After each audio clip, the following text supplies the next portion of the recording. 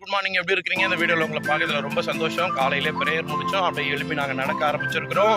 நீங்களும் நடப்பீங்கன்னு நினைக்கிறேன். நடங்க, நலம் பெறுவோம். இந்த வீடியோவில் எதை பற்றி பேசலான்னு இருக்கும்போது உங்களுக்கு தெரிஞ்சதாக இருக்கலாம், இல்லை தெரியாததாக இருக்கலாம், எல்லாரும் பார்த்து கேட்டதாக இருக்கலாம், அதை பற்றி பேசலாம். ஆனால் எதை பற்றி பேச போகிறேன்னா, நீங்கள் ஏன் பயப்படுறீங்க அதை பற்றி பேச போகிறேன். நான் எங்கே தம்பி பயப்படுறேன்? நான்லாம் எதுக்கும் பயப்பட மாட்டேன். 4 பேர் வந்தாலும் கூட்டமாக வந்தாலும் நான் நின்று சண்டை போடுவேன். என்கிட்டலாம் யாரும் வந்துக்க முடியாது, வச்சுக்க முடியாது. நான் ரொம்ப பயங்கரமான ஆள். பயப்படணுன்னு அவசியம் இல்லை. நீங்கள் பயப்படுறீங்க. எதில் பயப்படுறீங்கன்னு நான் சொல்கிறத வச்சு யோசிச்சு பாருங்கள்.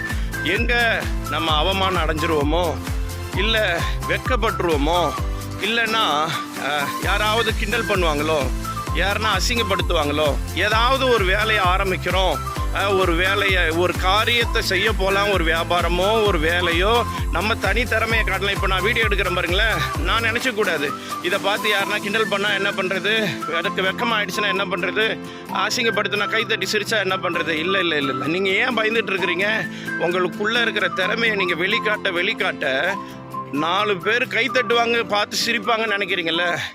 10 பேர் கைத்தட்ட மாட்டாங்க. மூக்கு மேலே விரலை வச்சு பார்க்குற அளவுக்கு நீங்கள் செஞ்சு முடிப்பீங்க.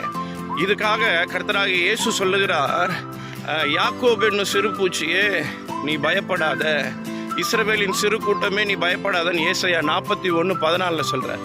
இன்னொரு வசனம் சொல்லுது, ஏசாயா 54:4 பயப்படாதே, நீ வெட்கப்பட்டு போவதில்லைன்னு.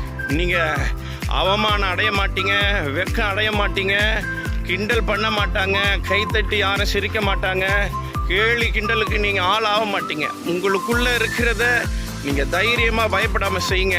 இந்த நாளில் இப்படி சொல்லி உங்களை வாழ்த்தி விடைபெறுகிறேன். பாய்.